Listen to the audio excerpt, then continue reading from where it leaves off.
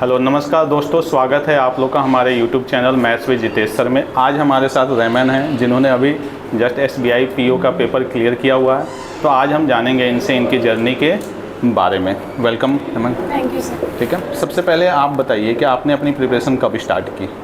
Sir मैंने preparation start की 2021 में, लास्ट में सितंबर में। ओके। क्योंकि तब कोविड था। हाँ। तो ग्रेजुएशन जब कंप्लीट हुई साथ ही मैंने प्रिपरेशन शुरू कर दी 2021 में। ओके, तो सबसे पहले जैसे अगर मैं बात करूँ अपनी तैयारी की, तो सबसे ज़्यादा दिक्कत आपको किस चीज़ में आई थी? क्वांट्स में। पिछले भी हमने अभी इंटरव्यू लिया तो उसमें भी एक बच्चे को क्वांट्स में दिक्कत आई थी, तो उसको कैसे ओवरकम किया आपने? मतलब सर मैंने पहले तो सोचा कि अरिथमेटिक के बिना ही मैं कर लूँगी। अच्छा। तो वो गलती मुझे रियलाइज हुई जब मैंने RRBs दिए।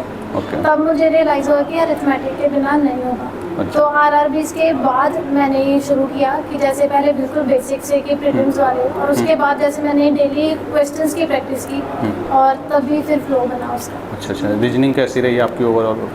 Sir reasoning most good. ठीक है। इंग्लिश में बेसिकली बच्चों को प्रॉब्लम आती है, तो उसके लिए आपने कैसे किया? नहीं sir, English was my most biggest strength. Okay.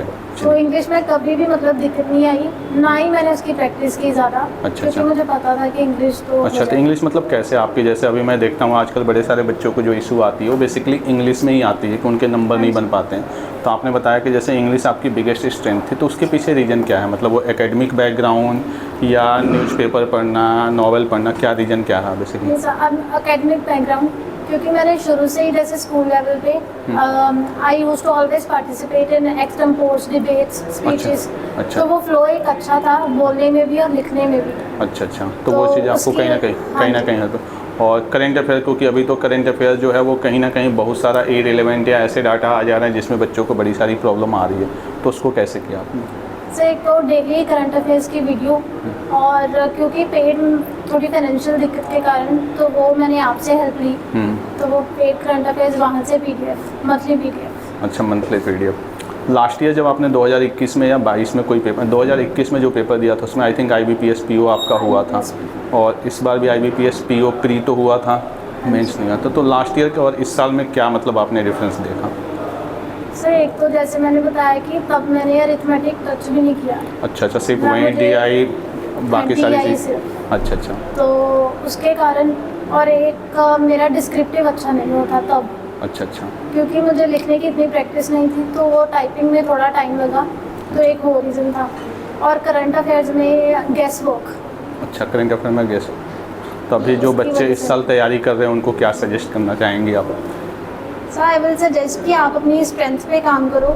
जो मैंने गलती की थी वो ये कि क्वांट्स मेरी स्ट्रेंथ ना होने के बावजूद मैं 6-7 घंटा दिन में वही पढ़ रही थी, पर मुझे उससे इतना बेनिफिट नहीं हो रहा था। तो आफ्टर दैट मैंने वो स्ट्रेटजी चेंज की। क्वांट्स मैंने पढ़ा, ऐसे नहीं कि मैंने पढ़ा ही नहीं। तो क्वांट्स पढ़ के जितना 2-3 घंटा, उसके बाद जो मेरे स्ट्रेंथ सब्जेक्ट्स थे रीजनिंग और इंग्लिश, मैंने उस पर ज़्यादा फोकस किया।